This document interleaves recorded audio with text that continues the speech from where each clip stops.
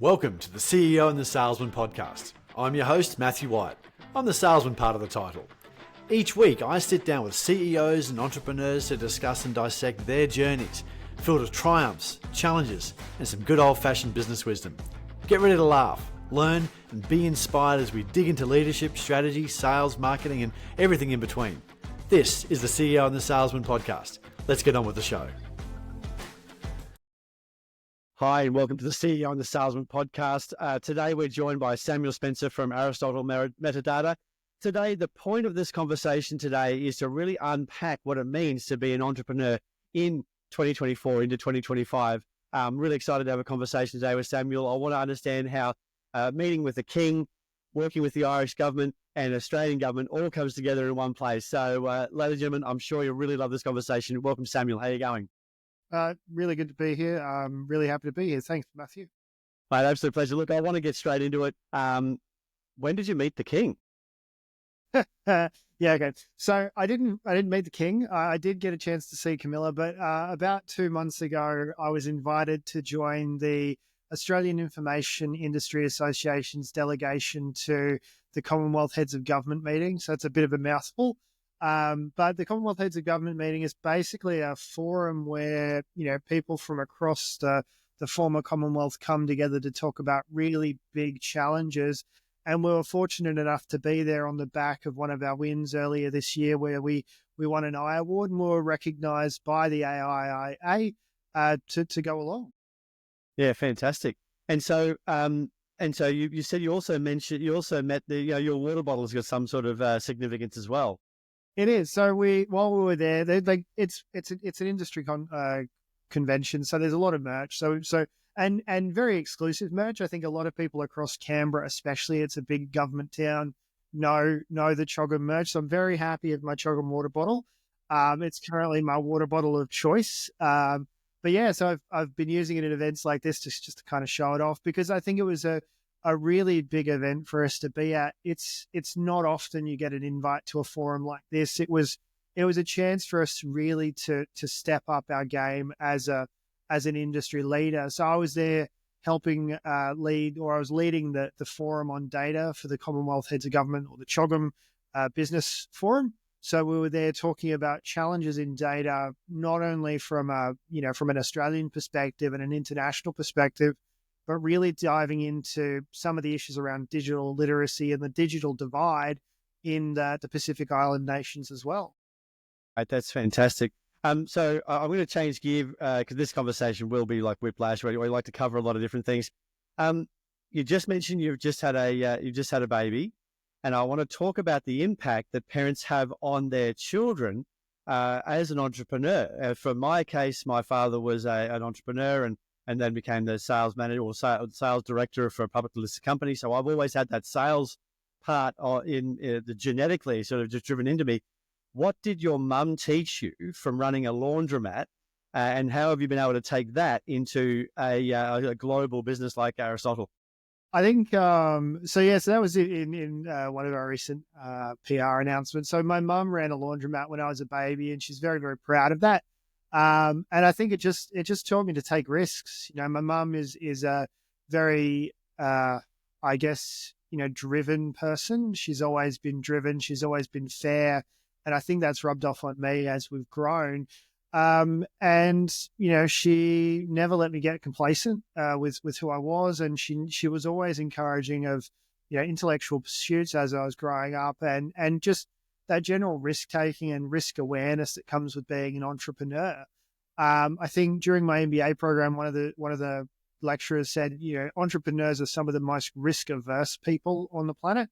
And I think he's right in the sense that to start a company like this, you need to be really conscious of what you're doing. I think, it's not a risky behavior. It's very much about risk awareness and, measuring up the benefits and pros and cons. Yeah, risk awareness, I think, is absolutely the right way to position that, mate. I think that there's certainly because when I've had my business over my time of running businesses, I've had between at the moment there's only 8 of us. In the past, I've had 70, and so I remember the weight of those that thinking is I've got 70 people, so there, and it might be ego was also saying this is if 70 people earn wages from me, there's going to be at least 140 relying on those wages because most people have partners and families, at least 140. Some of them have run, we're managing entire, family groups based off the, working within my businesses. So I feel that responsibility really deeply. And so how do you think about that responsibility with working with your existing team? I think, you really need to think about what you're doing and making sure that you're putting forward plans in place. Like you do need to be conscious that, people rely on your decisions, and even to the point, today, like it's nice to be recognized. And I was really happy to get the invitation to come along, and you weigh up the pros and cons of coming onto a podcast like this and going, do I want to stroke my ego and get interviewed and talk about me? What's the impact of me stepping away from the business for an hour? Is there benefit to this beyond just, like the recognition that I'll get? Is it shining back on the company, and is it shining back on the rest of the team? So I think you just need to be really conscious of everybody around you. And I think, looking at some of the recent news events in the last 24 hours about the United Healthcare, you need to be really conscious of the social impact that your organization has, to understand, what kind of legacy you're leaving behind. Because just like we talk about the lessons I learned from my mum, I need to think about the lessons that I'm teaching my son as well when he's looking at, what I'm doing for him and our family. Yeah, absolutely. And really it's I've always been the type of person in my businesses that if somebody tells me that they've got an aspiration or a goal, that I will encourage them. And, I've got one team member, the head of our digital business, is that she wants to go to Antarctic. And so, I bring that up, and obviously you say things around Meta products, and they're going to start showing you cruises to the Antarctica and stuff. And so I'll actually forward those onto her and continue to drive that with my family. So my son is pretty good at basketball, wants to play basketball. The other son is does very, very well at school with engineering. And so we talked, and we created a situation where, well, maybe we should move to the US next year for them to finish school, because the opportunities for playing basketball and doing medicine over there, and the other one doing engineering and working for NASA or SpaceX. These are the types of encouragement that I enjoyed as a child, and then I want to make sure I pass that on to my kids. That there's, being in a location doesn't mean you're always in that location. Much like you moved to Canberra, you can always. We're not a tree. You can get up and move. And if there's an adventure on the cards, and that's why Terry and I are doing it. I work from home. I can do that from anywhere. If there's an adventure on the cards, let's go do it. I mean, I retired 10 years ago. We moved to Bali for a year. So let's just have I think that for many, many years, I chased the dollar, and that was an inaccurate target for me emotionally and personally. I reached the numbers I wanted to hit. It didn't fulfill me. And so, having those adventures is really important. So talk to me about your move to Canberra. What motivated you to do that? Well, that's an interesting story. So that was, just coming out of university. So I studied in Perth. And I was fortunate enough to get a 12-week internship with a government department.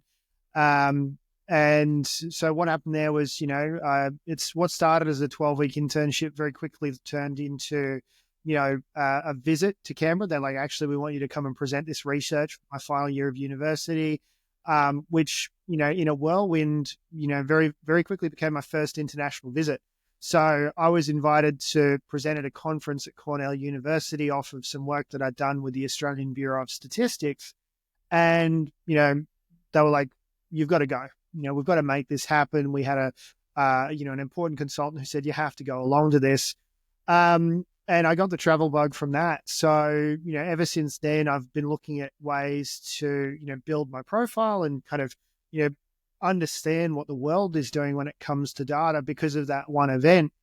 From that 12-week internship turned into a part-time job, which was almost a full-time job, to be honest, that carried me through the end of the year, through my final year of university. And then I looked around and I was like, what do I want to do? And I'd done a lot in Perth. I'd been there for a while. And I said, I'm going to go east. And they basically packed me up, put me on a plane, bundled up what little I had from my university share house, and I came across on a one-way ticket, and that was about 15 years ago. And I think since day one, I was like, well, I'm in an entirely new city. Didn't have much to my name, so I guess this is where I'm going to be living for a while, and stayed ever since. Very cool. Do you enjoy it? I do. Like, I think Canberra's a really livable city. I love to travel, and I love to visit other places. So, I love to go to conferences. It's one of my favorite ways of traveling. You get the tax man to kind of support your travel kick every now and again, which is probably, we'll come back to that because it's one of my best pieces of advice for anybody early in their career. But I think Canberra's a great place to live. It's a great place to build a business. And it's got a great airport when you need to get out of town. I was actually there filming on behalf of a client. They did a piece of work for Canberra Airport, so we got a bit of behind the scenes stuff, and we did some filming in that departures lounge, and it's very easy to get around. I've never been to Canberra. I'm not an age where a school went to Canberra, so I got to go and drive around and meet the people from various large businesses and also Canberra Airport. So that was good fun. So, mate, so what I asked you earlier in our pre-conversation was about your achievements for the year, and this is December. What are you most proud of this year? What am I most proud of this year? So we turned 7 about 2-3 weeks ago now. So that was a huge achievement. I think just for any business out there, for any startup founder who's watching this, I think, existing is an achievement in and of itself. A lot of businesses go under, and I think for anybody who's sticking it out and is still there, I think every day is an achievement. But I think the big one for us has really been a shift in how the organization's operated from to be a little bit more independent. Like, as I said, my first son turned 1 a day before the company turned 7, coincidentally enough. And that's been, a lot of the team has had to step up to drive the company on my behalf. And that's been really good from 2 perspectives. Is one, our operations have never been smoother. Our clients have never been happier. And it also means that, I get to keep staying in that founder mindset that I think Paul Graham was talking about, where, you don't get stuck in the day to day. Your job is to think about the next year and the year after that, and the year after that. I think from a client perspective, as I was saying earlier, like we landed a contract with the Irish government. So we're now working with the Irish Department of Housing and Heritage, where we're helping them build a better way for them to manage social housing. I think one of the best quotes that I've heard has come from one of our clients who said, "An hour finding data is an hour they can't spend building a house." And I think that talks about what the value of data is. I think people forget how much we lose when it comes to finding data. I think there was a report where they said 80% of all analysts spend time, analysts spend 80% of all their time just finding data. And that was, really important for them. Is every delay in finding this information is a delay for our clients to build a house or service, children at risk, and getting that feedback from our clients was, I think, one of the highlights of the year. Yeah, very cool. And so you also completed there's your chugging water bottle. You also talked you did a whole of government project for Australia. Is that the Australian government or is that the Irish one? No. So we have clients at the federal level. So we run at all levels. So we've got international government, we've got state government and federal government. So we're actually deployed an environment for the New South Wales government where they're starting to bring more and more people into a single place to find data across government. So when we talk about finding data, it's not about just getting a spreadsheet. I think that's the easiest thing you can do is put a spreadsheet on the web. Somebody can download it, do their number crunching. What we're talking about is, letting people know and talking about what that data is. So, you yourself probably have a lot of data that you use to decide who to bring on the podcast. One of them is probably, subscribers or listeners. And the question is, how do you define a listener? If I pop on the podcast and listen for 1 second, am I a listener or am I not? Okay, so when you're looking at those metrics, they become really important to understand. How do you define them? Because if you said, I've got 100,000 listeners on Spotify, they all listen for 1 second, that's probably different to somebody who's got 10,000 listeners coming back every week, week after week. So we do a lot of that with the New South Wales government, helping them with, really influential programs around, children at risk and children in danger. And a big part of that for them is making sure that researchers know what data is available so they can develop better policies. Because again, the more intelligent we can make policy, the better we can serve, children and citizens at risk across New South Wales, across Australia, and across the globe now. Yeah, mate, I love that. So, what's your opinion of the ban on social media for under 16s? Oh, So, that's you're a big speaking one. of data and speaking of children at risk. Hot question. I think it's a policy that's loaded with risk. Because again, how do you prove in today's day and age who you are? I think the comparison to going to an alcohol store and buying a bottle of beer is really apt, because people talk about, well, you take your driver's license along, you show it, to the person behind the counter, and they can verify, who you say you are. And also, people, you can make a judgment call based on yours and my hairline and grey. You go, well, probably don't need to see those two. Don't need to see those two guys with their ID. But then, with digitally, everybody's the same, so therefore everybody's got to prove they're all the same, right? Well, that's the thing, is like, when I take my ID out to get a library book or to buy a bottle of beer, it's a very transient transaction. I show you my ID and I take it away. You don't get a copy of it. You don't get to see it. The challenge with the policy as it currently stands is we don't know how we're going to prove who we are online. I didn't have to prove who I was to talk to you. And the question is, how would I do that? Would I hold up my driver's license and put it on the screen? And well, how long would you retain that for? And who else would potentially have access to that? How would you protect it? Are really important questions that I think remain to be answered. I think I understand the principle of where the policy is coming from and where the legislation is coming from. I understand there is a need and a drive to do something. Whether or not this is the right thing, I think remains to be seen. We have a year before the legislation, lands. And I think the questions around data protection need to be answered. How am I going to prove who I am online is a question that needs to be answered. I was speaking with my 16-year-old about it, and he said, we were having a conversation about it, and we were talking, and he's saying, so what do you think about that? And he goes, look, it's on the surface, not a bad idea. And I said, so how would we prove it? And he said, and then we had a long conversation about how you prove your age, prove who you are. And he said, well, look, Dad, you could just log in as me, and then as I could just log in as you, and then I'm away. How are they going to manage VPNs? This is a 16-year-old. How are they going to manage VPNs? Why wouldn't I just start up a Discord channel? Why? I mean, they can't manage Snapchat. They can't, so then, although they might be able to try to manage Snapchat, but there's 1,000 Twitter. There's 1,000 different ways that kids are communicating. There's new social media platforms coming out often. Like we might not know the big 4 or 5, but Blue Skies or there's a new one that's just come out. There's all these, this constant evolution of the internet. And the first thing he said was, oh, what about a VPN? So, and this is a 16-year-old. Yeah, he's pretty smart. But and also VPNs are baked into the browser I use. Yeah. So it's got real. I think the head, once again, it might be it looks good on paper. It looks good as a headline, but the execution of it's going to be really challenging. The question for us is, so, talking about product from our side for a second, we're actually going through a bit of analysis with our team at the moment because, so, as I said, data from our perspective is all about people. It's all about communications. It's all about workflows. Now, through our platform, we encourage people to, talk about why they're collecting data in the way they are. We encourage issues management. We encourage peer review so that, if I was working with you as an example, I could see your definition of listener.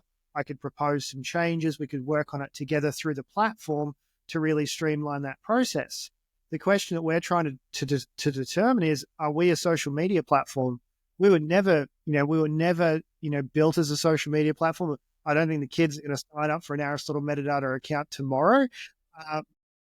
But I think the question is, if we have that level of, Web 2.0 comments, if we have that level of, the ability for people to talk through the platform, Does it fall under the remit of the legislation? At the moment, we think yes.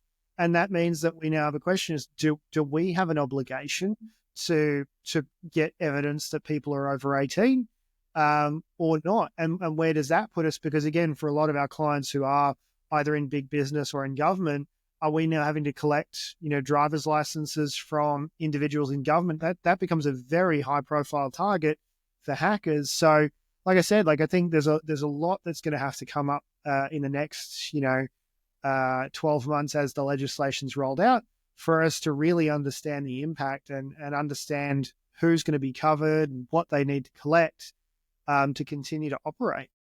Yeah, couldn't agree more. So tell me, you mentioned that you were doing or have just completed your MBA. It's another thing that you achieved this year. What did you get out of doing an MBA? What advice would you give, or just talk about that MBA piece? Because I've often thought about doing one. I've never done any university, by the way. I started my first tech business when I was 22 after being a salesperson for a couple of years and enjoyed a reasonable level of success for my career. And so I mix in entrepreneurial circles who value the execution of the work, and some education is required. Obviously, I'm part of an education group, go to conferences every quarter, and I continue to stay plugged into that. So what did you get out of doing an MBA? So I guess there's a couple of things. First of all, I think to your question about entrepreneurship and this idea of the college dropout, I think again, for the people who make it work, I think it's a really good thing. And I actually do encourage people to take successes and luck and don't overly emphasize credentialism. So we actually have one of our co-founders was a college dropout who then went on and completed her master's as well. Some of our brightest staff have started as interns, paused their university and then gone back at a later stage when they were ready. So I think university isn't the thing that gets you job ready for everybody. I think it's very independent. The reason why I picked mine was because, if you roll in entrepreneurial circles, an MBA is a dirty word. It's they're bean counters, they're finance weenies kind of conversations. You see, why would I want to be better at administration? I want to go out there and make sales and money.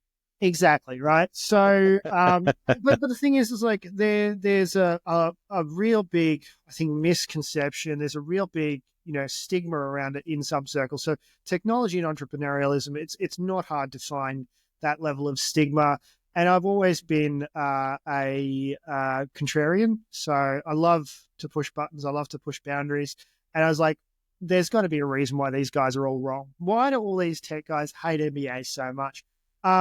Because when you look at it from the other perspective, these are the people who are running the world. There are MBAs in top businesses, Fortune 500 companies globally. And I was like, what do they know that we don't? Right. And that was the perspective that I was coming from, is what do they know? Who do they know? How does this work? And that was a really big driver for me, is because whether or not you love it, whether or not you hate it, MBAs run the world. Right. That's what's happening and the world we operate in. So my goal was really from an anthropological perspective, is to dive in and see what they know, learn as much as I could and bring it back.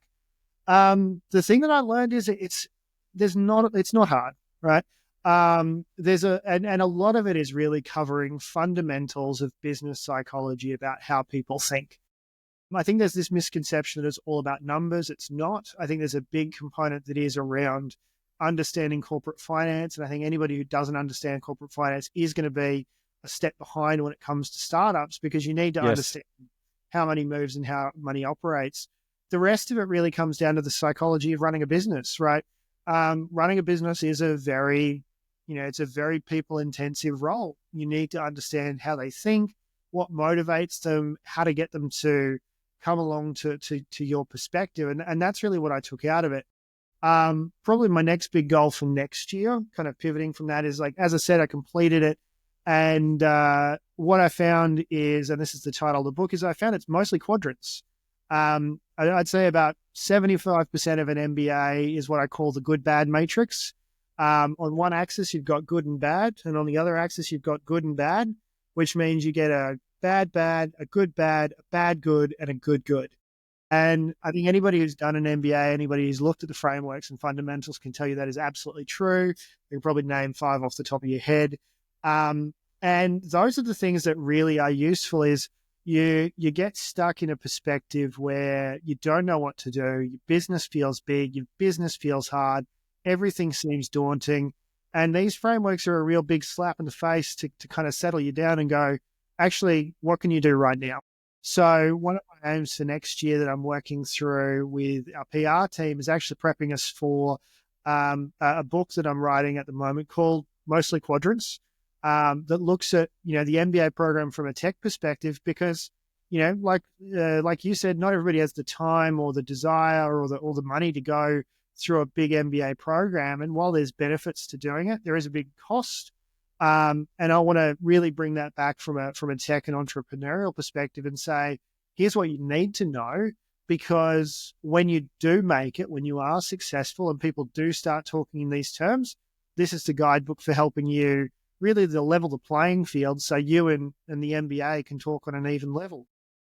Yeah, cool. And so what advice, what are the 2 or 3 things that you've learned, or what advice would you give? You mentioned that you wanted to provide some advice at the beginning of this conversation. So what were the, what were the headlines there? Oh, through that program? I'd say, hard one to answer, to be honest. I'll give, 3 pieces of advice in general, and then we'll work into the MBA. I think number 1 is, always make an opportunity to have luck. Luck is something you can make. And what that comes down to for me is, going to events and going outside your comfort zone. Because a lot of the MBA program was really around networking, and a lot of entrepreneurialism was around networking. Is if you're stuck at home working on your sales, if you're only talking to clients, if you're only working on your product, you miss the opportunity to talk to people and meet new people and meet new networks. So don't underestimate the value of networking to increase your chances of luck. Is probably my biggest piece of advice. Yeah. I absolutely love that. You couldn't, I fully agree with that. I was feeling unlucky, I guess you could say, or doing exactly what you were talking about, sitting at home, talking to clients, talking to internal staff, recruiting and training, managing the business. Yep. And it was a grind. Starting the podcast, joining the company called Business Blueprint, getting out there and speaking to other people has created a significant amount of luck, which means that my inbox now is full of people saying, hey, Matt, we want to work with you. And so in doing that, so these podcasts have been great. The community has been great around, the Business Blueprint stuff. And those things have caused quite a bit of luck to occur for me. I was sitting next to a person at the last conference, literally in my perfect target market. And we just sat down. So I couldn't agree more. So what other things have you got there that you can think of that might be worthy of advice, or even entrepreneurial advice? You've been doing this now for 7 years. Is there something that people should be thinking about as they're growing that business and trying to win those larger contracts and trying to go international like you have? What have been the keys to the successes that you've had that you could maybe reach down and help people to understand? So I think with that one, again, probably coming back to my earlier comment about, travel and conferences is, I actually spent a lot of time, going to conferences while I was still working a job before I made the change to starting the business. And I was really forthright with the people that I worked with. And I said, I'm going to this conference. It's over in, Europe.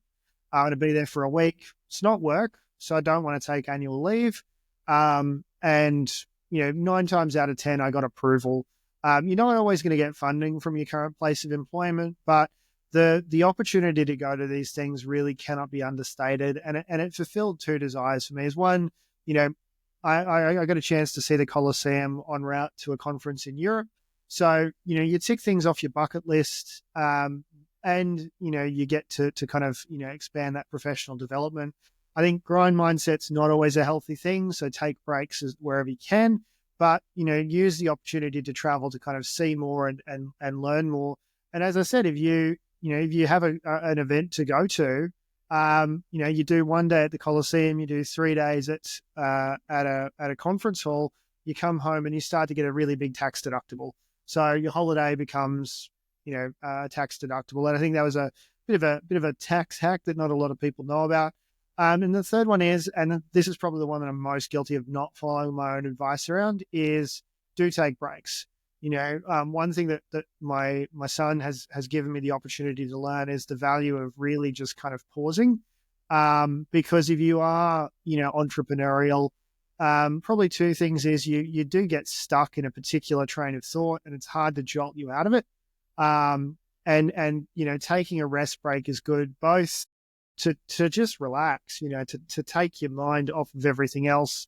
But also it gives you a fresh perspective and a fresh starting point when you do come back to it. So I think, the value of work-life balance, is really important for entrepreneurs as well.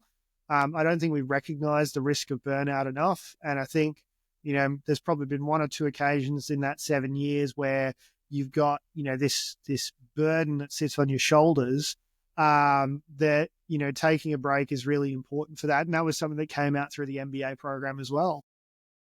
Really? Do they talk about that in the program?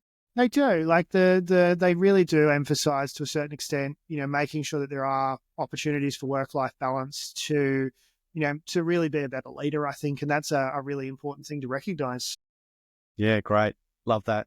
So just want to talk about the future of technology and how you see it playing out. Obviously, the headline is all about AI and that type of stuff. But really, you're in the trenches, you're running a tech business right now. What do you see is the most important thing for, and if it's about, what you're focusing on is from Aristotle's point of view, that's great because it's real life, or if you can talk more broadly. Look, I think I'm going to take a really biased perspective on this one. And I'm going to say, I think I'm really, I don't know, I think bullish is the correct term. I'm very, very hesitant when it comes to AI. I think that's bearish.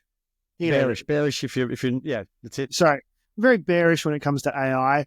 Really? I think I am. I think it's, and that's coming from somebody with a technology background. So I did computer science from as my undergrad. Really aware of it. I've been lead on product for Aristotle metadata for a long time. And I think, the value of new AI technologies and large language models is good in some circumstances. But I think we're seeing the hype cycle start to hit the other side of the peak, where people are starting to see it as it's not the be all and end all.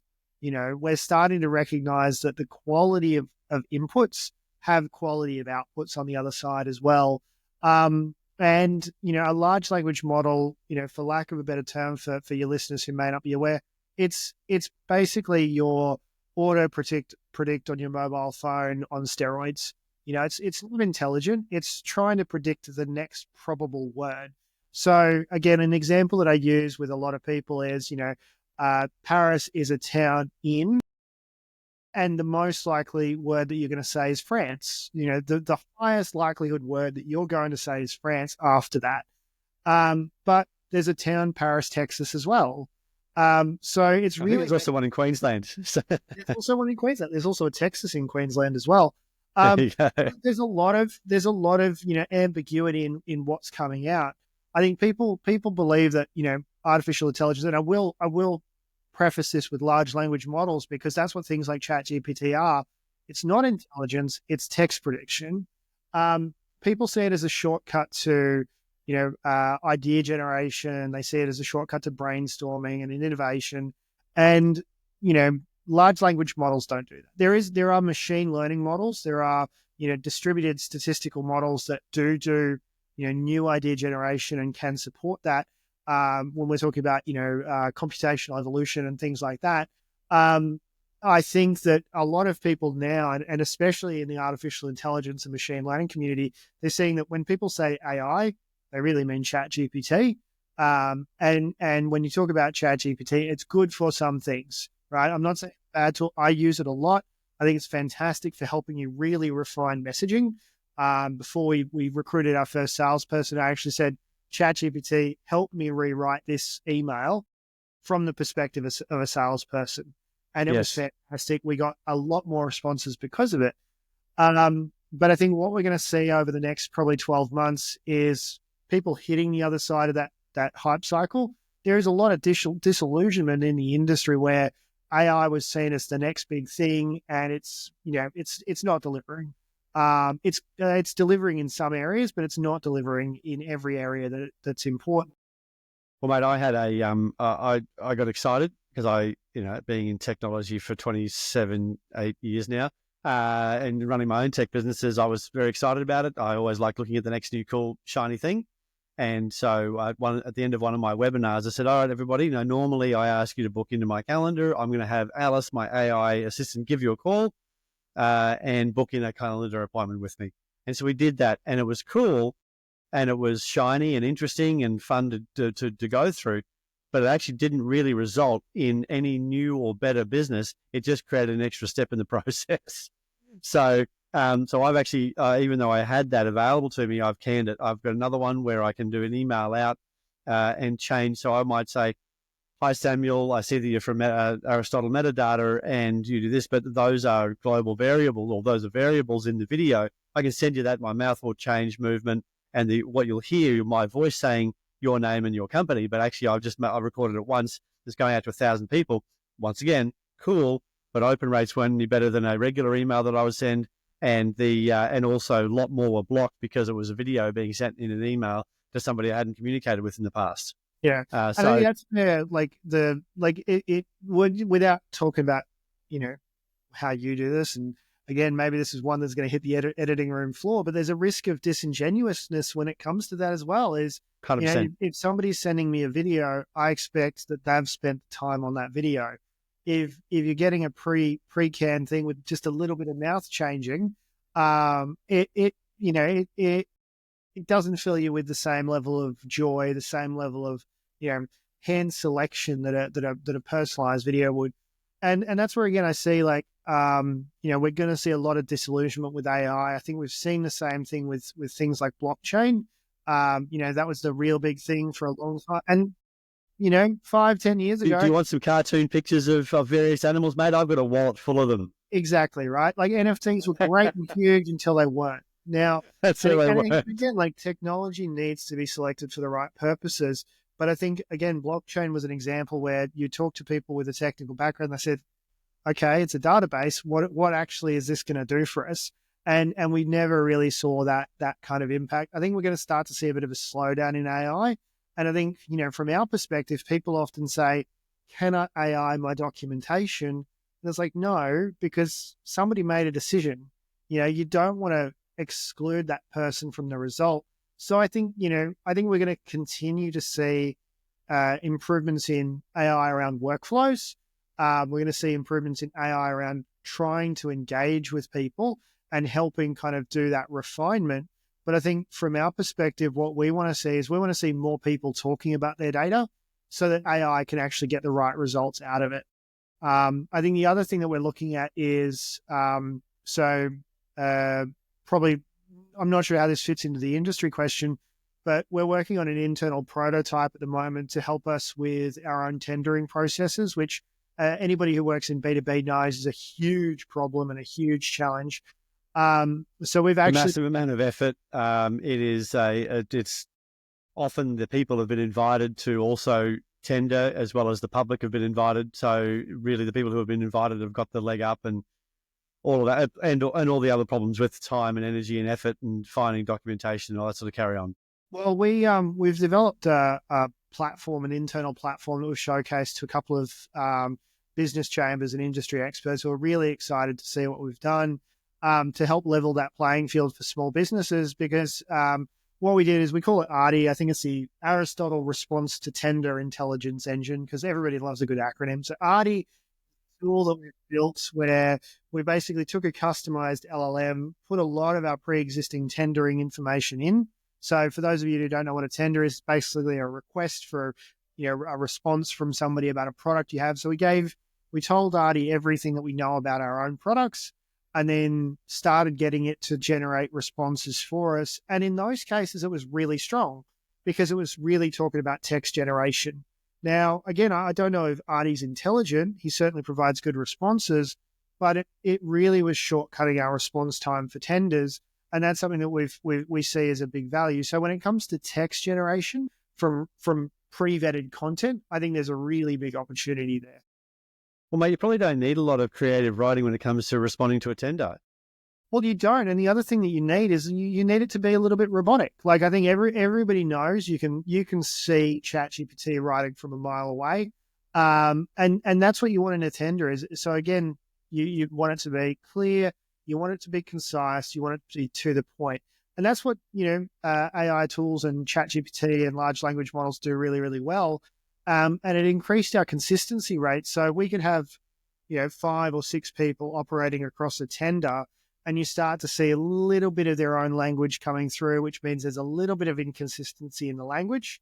Because we were getting all of those people now using Artie, not only was it reducing their time, it meant that all of the responses looked like they were coming back from a single individual. So it really, really cleanly all the way through. So there are benefits to things like AI. Again, I think we're going to see next 12 to 18 months, people really refining those use cases and where it's useful.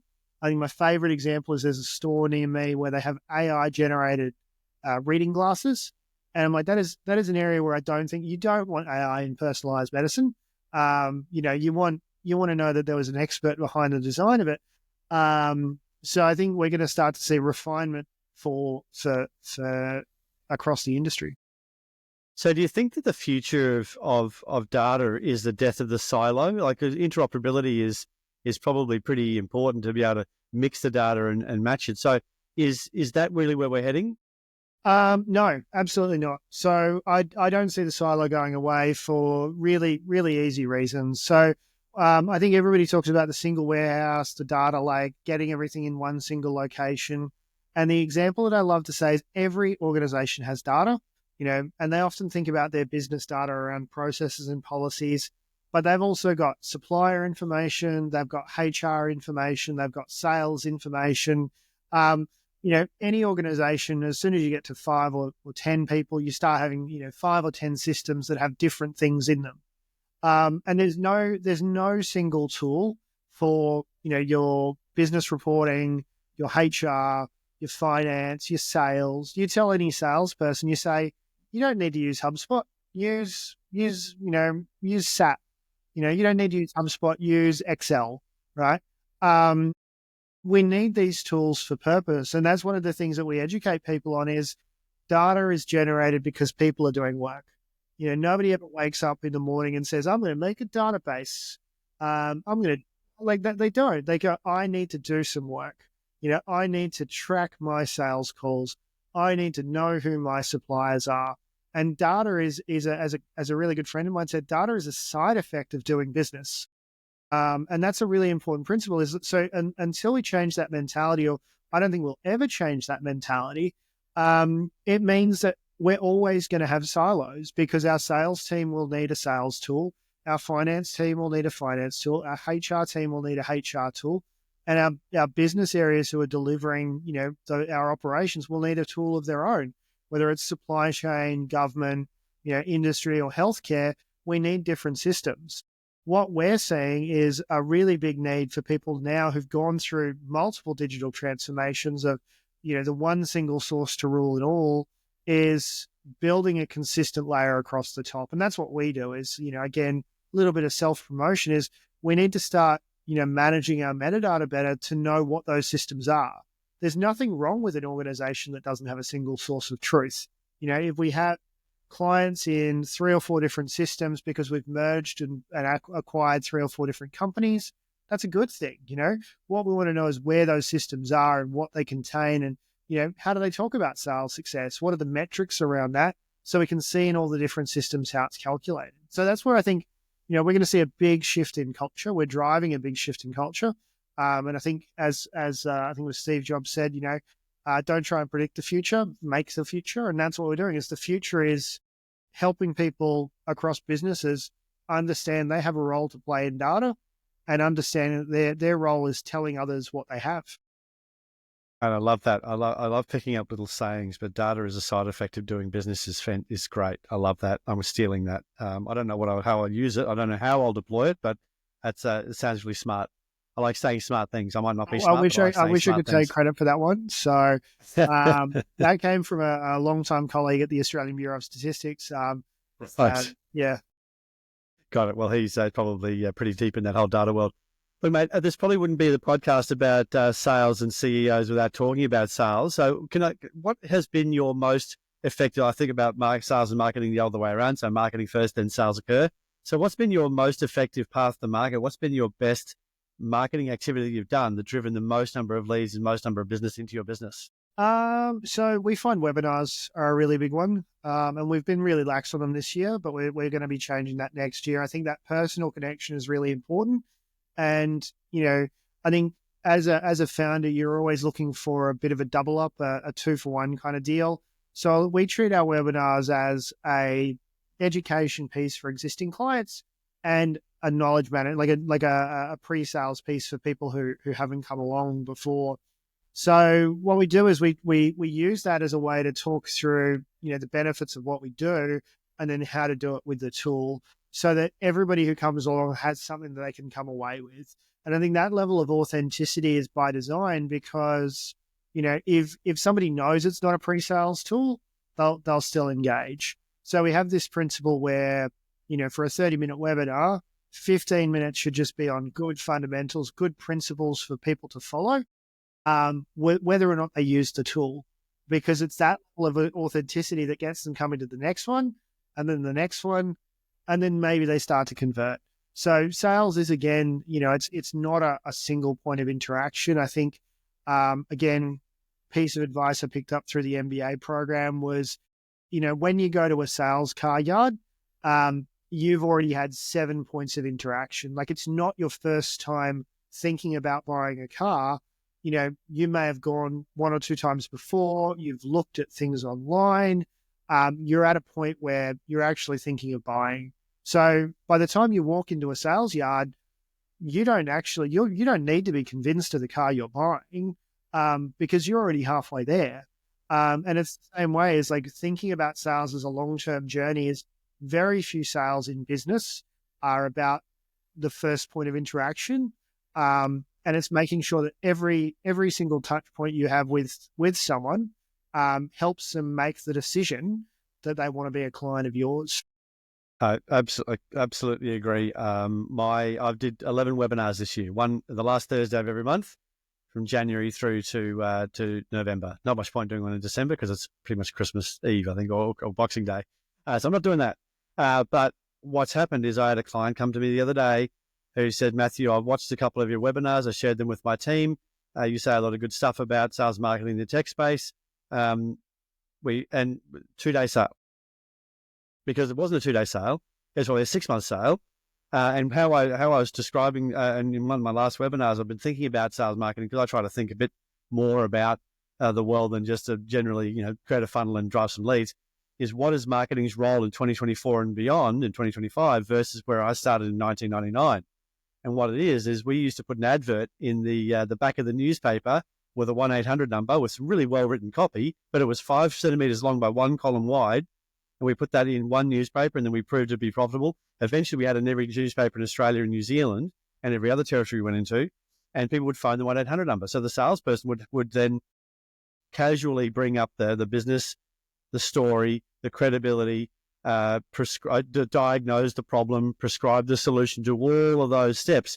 And so the sales was engaged early, and people had the time, energy, and effort or the enthusiasm to work with the salesperson through the process and then make a buying decision. Today, marketing is doing all of that work. Marketing is telling the story, building the credibility, telling the story of existing clients, telling the story of the existing company, all of that stuff. And so now what I'm saying to customers is that the salespeople actually need to be better today than they ever have been, because you've generally got one opportunity to get on the phone, get the scripting right, get the conversation right, ask all the right questions, provide the prescription and the diagnosis and the prescription all in one go. And then you've got to do that. And if you've got a whole range of people who are in part of the buying committee, you've got to do that consistently over and over again without feeling like you're repeating yourself. So you've actually got to be really good at your job. So today's salespeople who are successful in technology sales in particular are really good, because the marketing is doing a lot of the work that used to, for the average salesperson, they used to be able to build up rapport and talk about the fishing trip and all that sort of stuff. The new version of rapport is competence. So you've got to be, that's the key I found with when I'm recruiting and training salespeople to put into my clients' businesses. Well, I think again, like the other thing is, I don't know, like I said, I'm not a professional salesperson, but what I found is really good is, not driving people too quickly. And I think from my perspective, is understanding how your client buys. You know, I think a lot of people underestimate the value of that piece of knowledge. Is, if you walk into a coffee shop, you pull out a credit card, you buy coffee. I know how you buy, and I can tell you, do you have cash? Would you like to use the Square?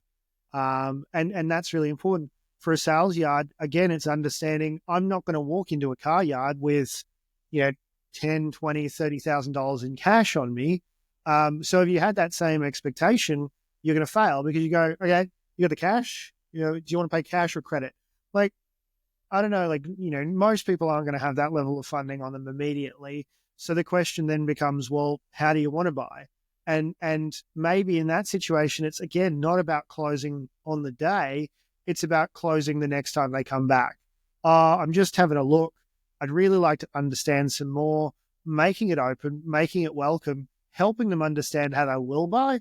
Because again, I think I had a really negative experience recently where I walked in, I bought an appliance that did not realize would require massive modifications to my kitchen to install because of changes in the legislation. So I had a really negative experience. I'm currently going through a returns process. It's not good for anybody because, the salesperson isn't going to make their commission. I'm not going to get the appliance that I was looking for because they didn't go through that check of, do you know how to buy it? Do you know how to use it?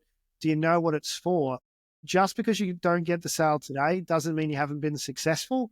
Because again, if you leave that level of openness, they'll come back next weekend with all the necessary paperwork, with the buy-in from their family if that's what's required. Because again, I think a car example is really good for business to business because buying a car for a family is a multi-stakeholder kind of conversation. It's not one person going in and buying a car. It's, does it fit our needs? Does it fit our budget? Do we have enough credit? Does it fit our potential future requirements? Business to business sales is the same. It's not about today. It's about building that conversation forward, knowing when the conversation has to stop, obviously, by going, do you know what your next step is in the buying cycle? And that was one of the things that changed my whole outlook is, know how your client buys is probably the best piece of advice I could give to anybody out there who's building a business. Because again, single transaction, buying a coffee, very easy. Long-term transaction, buying a car, very, very difficult. Where is it landing? Because again, if you walked into a coffee shop and somebody said, I'd like a coffee, and they go, do you have the necessary paperwork? Do you know how to drink a coffee? Or I'd like to ask about a coffee, and that's interesting. I'll have to think about it. Talk to my stakeholders. Exactly, but that's the thing is you wouldn't go through a B2B cycle with somebody buying a coffee, and you wouldn't go through a B2C cycle with somebody buying a car. Knowing how they buy is probably the most critical piece of advice for anybody who's in sales or anybody who's pretending to be a salesperson like myself. So I used to be a CEO of a sales training organization called Velocity Selling, and we work with Fortune 500 companies globally, well, US and Australia. And how buyers buy was a giant chapter. Yeah. And then if you don't know, ask the question. Have the actual gumption to say, in the past, when you've purchased products like this, what's the process you've gone through? Exactly. And so it's fascinating, the results, the answers, because I've asked those questions a number of times. And often people sort of sit back on the heels and go, I don't know. And so all of this is a pointless conversation until you actually know how the company buys, because they might be a project manager, or they might be a site manager, or in charge of whatever, but they've never made a purchase. They've never purchased something like this. I think from my perspective, that's again a really good opportunity to show competence, because I have had clients say that to me in the past.